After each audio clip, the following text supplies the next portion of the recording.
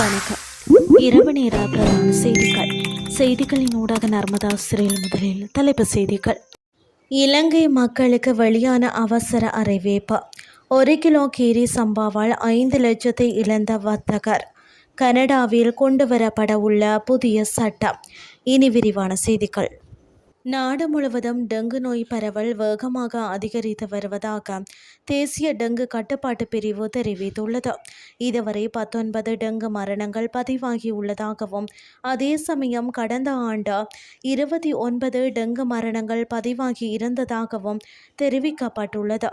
கொழும்பு, கம்பகா, களுத்துறை, கண்டி, காலி, மாத்தறை, கம்பாந்தோட்டை, கேகாலை, ரத்தினபுரி, புத்தளம், கல்முனை மற்றும் மட்டக்களப்பு ஆகிய மாவட்டங்கள் டெங்கு அபாய மாவட்டங்களாக அடையாளம் காணப்பட்டுள்ளன.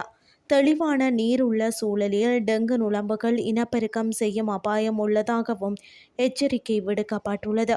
எனவே பொதுமக்கள் காலை மற்றும் மாலை நேரங்களில் நுளம்பு கடியை தவிர்க்க வேண்டும் என்றும் அறிவுறுத்தப்பட்டுள்ளனர். மேலும் அதிக காய்ச்சல், தலைவலி, தசை மற்றும் மூட்டு வலி, குமட்டல் மற்றும் வாந்தி, தோலில் சிவப்பு புள்ளிகள் மற்றும் இரத்தப்போக்கு போன்ற அறிகுறிகள் உள்ளவர்கள் உடனடியாக மருத்துவமனையிலோ அல்லது மருத்துவரிடமோ சிகிச்சை பெற வேண்டும் என்றும் கேட்டுக்கொள்ளப்பட்டுள்ளனர்.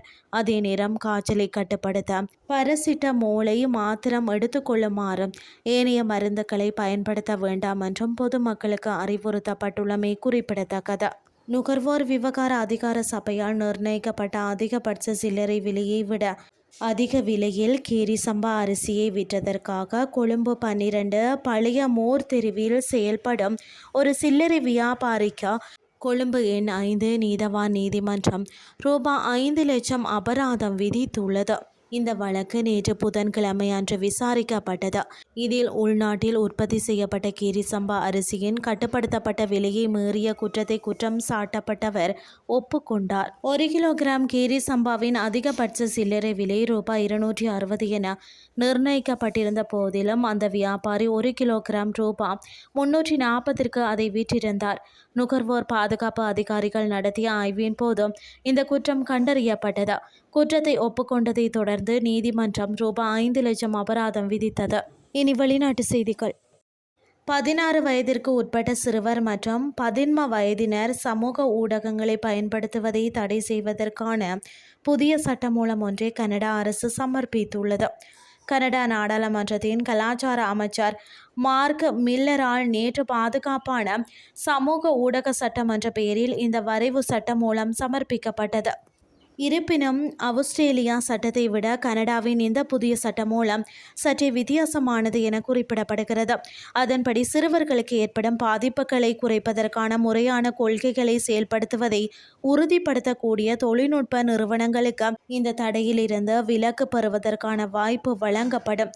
இந்த புதிய சட்டத்தின் மூலம் ChatGPT போன்ற AI செட்போட்களை ஒழுங்குபடுத்தவும், இணையம் வழியாக பரவும் தீங்கு விளைவிக்கும் உள்ளடக்கங்களை கட்டுப்படுத்தவும் கடுமையான நடவடிக்கைகள் எடுக்கப்பட்டுள்ளன. இதன் கீழ் சிறுவர்களை அவதூறு செய்தல், வெறுப்பை பரப்புதல் மற்றும் வன்முறையை தூண்டுதல் உள்ளிட்ட 7 துறைகளின் கீழ் வரும் விடயங்கள் தீங்கு விளைவிக்கும் உள்ளடக்கங்களாக வகைப்படுத்தப்பட்டுள்ளன. இந்த விதிகளை மீறும் நிறுவனங்களுக்கு 10 மில்லியன் கனேடிய டாலர்கள், 7 மில்லியன் அமெரிக்க டாலர்கள் அல்லது அந்த நிறுவனத்தின் உலகளாவிய மொத்த வருவாயில் 3% அபராதமாக விதிக்கப்படும்.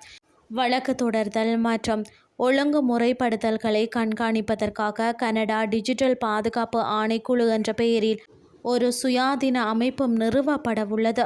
ஏற்கனவே பிரிட்டன், பிரான்ஸ் மற்றும் நியூசிலாந்து ஆகிய நாடுகள் இவ்வாறான சட்டங்களை விதித்துள்ளதுடன் பிரிட்டனும் அடுத்த வாரம் 16 வயதிற்கு உட்பட்ட சிறுவர்களுக்கான சமூக ஊடக தடையை அறிவிக்க தயாராகி வருகிறது. இந்த சட்ட மூலத்தின் மூலம் இணைய தன்னிகை அல்லது கருத்து சுதந்திரம் கட்டுப்படுத்தப்படலாம் என்று சில தாராளவாத அமைப்புகள் எச்சரிக்கின்றன.